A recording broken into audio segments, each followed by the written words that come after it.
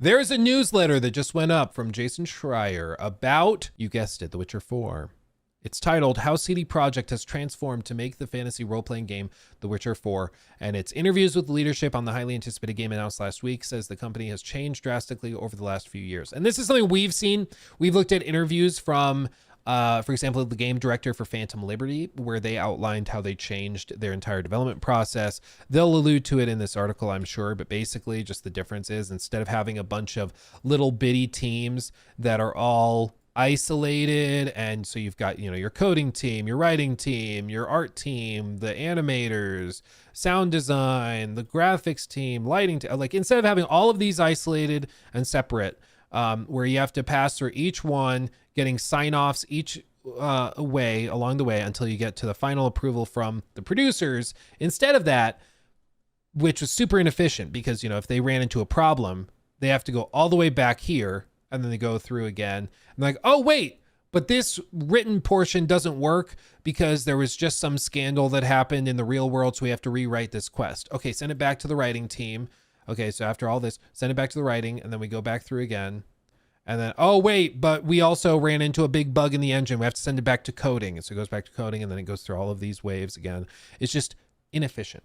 It's just inefficient through and through. This is a problem that's plagued many, many studios. BGS is another one that's been affected by it. So their new solution is to basically just take one person from each of these teams, and one person from each of them comes out and is represented.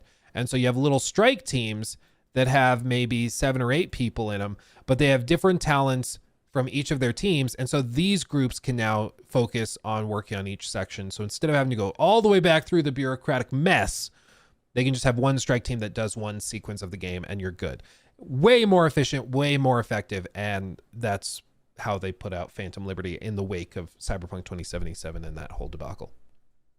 But here they are. He says, I interviewed director and executive producer of the newly announced Witcher 4. The Witcher returns. On Friday morning, hundreds of people in Poland woke up well before dawn, eager to hear the latest video game news about to break thousands of miles away on the other side of the Atlantic. Most logged on to video calls, but a few changed out of their pajamas and headed into the office so they could watch together and be together, watching a live stream at 2 a.m. For staff at the video game developer CD Projekt SA, it was worth the bleary eyes. At the start of 2024's Game Awards, the buzzy, much-watched ceremony in LA kicked off with an announcement for CDPR's next big title, the fantasy role-playing game The Witcher 4. The preview was met with raucous applause.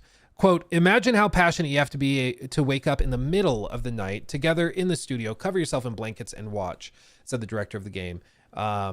We are really confident in what kind of game we're making. We believe this is going to be a great successor to The Witcher 3.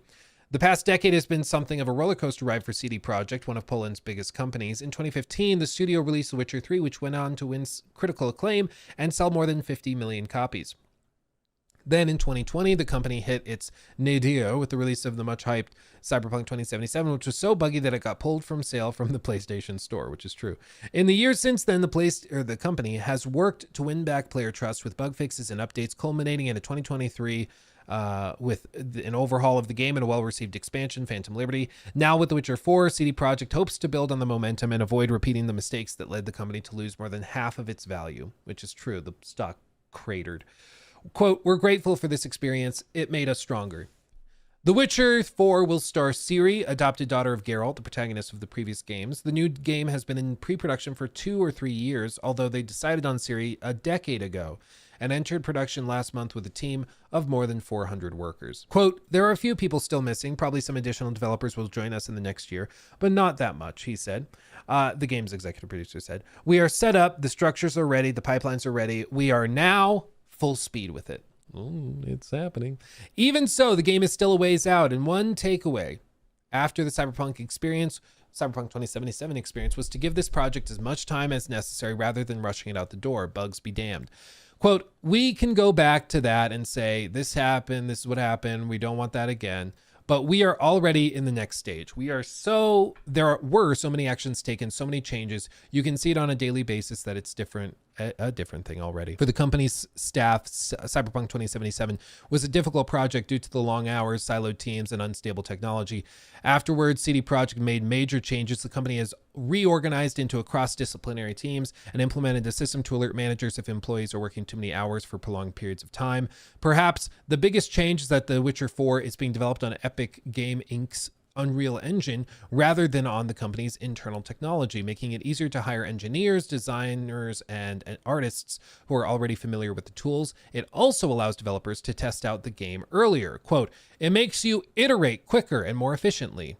We want to be able to play this game every day on each platform, and having Unreal helps us a lot to achieve that." He said the company's leadership has also tried to improve its communication style while doing a better job of getting everyone on the same page. "We have much more awareness about the cost of decisions. Okay, can we do this? But there will be a cost. I think the transparency is important with a company that size, to over communicate, make sure everyone's aware of what's happening," which is true. They talk about the disruptions from COVID and everything, but they say we iterate often, play the game a lot. There was one of our things, even at the very beginning, make sure it's working on the console, and we play it. We take it really seriously. It seems like this is why, like, this might be one of those games that is just ridiculously polished, because they want so badly not to have another Cyberpunk situation. They just cannot handle that, which is good. I mean, that's why making the big deal out of Cyberpunk 2077's launch was a good thing, because it not just scared these guys into being like, never again, but every other studio was looking at that being like, oh God, yeah, we cannot have that happen again. We don't want to be them right now, so we got to fix it. The biggest looming challenge could be making the coming sequel feel innovative. The previous game was a leap over its first two, thanks to its top-notch cinematics and sprawling open world. Now the designers of The Witcher 4 are looking for ways to make the game feel revolutionary enough to justify the decade-long hiatus. I mean, I don't envy them for having to come up with how to make this feel like the leap ahead, but again, it's literally their job. Kalimba wouldn't get into specifics, but said that they hope to bring forward some of the ideas they explored in Cyberpunk 2077. The next Witcher game probably won't feature guns or cars, but it may offer players more options for dealing with quests and encounters. The way we actually build this experience and the way we want to let the player have some choices, not only narratively, but also gameplay wise. We want to put the player perspective, player agency more in the center of things. When will we get it though? That's still unclear. Following last week's announcement, the company's share price dropped due to the lack of a release date. Columbus said this reveal was not, quote, the beginning of a marketing campaign, end quote. Rather, he said the goal was to share with the world what we've been cooking so far with this franchise as they build the game in the coming years. The other reason that they often do this is they reveal the trailer so that they can recruit even more talent, because for a lot of people, their dream is to work on a Witcher game. And if you are an amazing talent that works at Ubisoft or that works at Rockstar or works with EA or whatever, and you saw that trailer and you were thinking of maybe shaking it up and getting a new job, they're posting job listings all the time on X and on their website.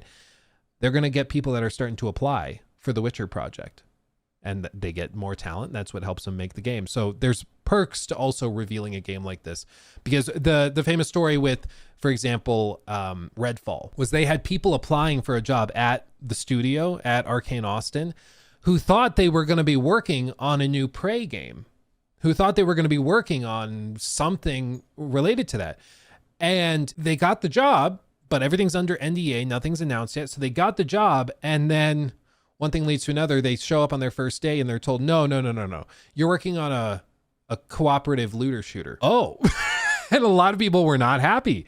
A lot of senior talent left the studio. A lot of the new talent didn't stay for very long because it's not what they wanted. You know, it really can make a difference if you just tell people what you're making so people know ahead of time, and you can attract the talent as a result. He says, quote, but it also provided a jolt for company morale, the type of thing that made CD Projekt staff members want to gather at 2 a.m. to watch the announcement live and to gobble up fan reactions. The company's reputation has taken several significant swings. In 2015, it was considered one of the world's top developers. In 2021, it was a borderline pariah. And now, after the redemption of Cyberpunk 2077 and the reveal of The Witcher 4, CD Projekt has again turned into a fan favorite. Quote, this was, of course, for the world, but it was also for us. We were so happy to see The Witcher 4, and the world is on board with us now. Pretty straightforward article. But I do think it's pretty clear for them they need this to be a hit. They are working hard to make sure it is one, and they do not want to repeat the same Same drama and struggles of the first game. They're working very, very hard to, or of a Cyberpunk rather. They don't want to do that. They want to make sure that they can have a solid release when it eventually comes, and I'm here for it.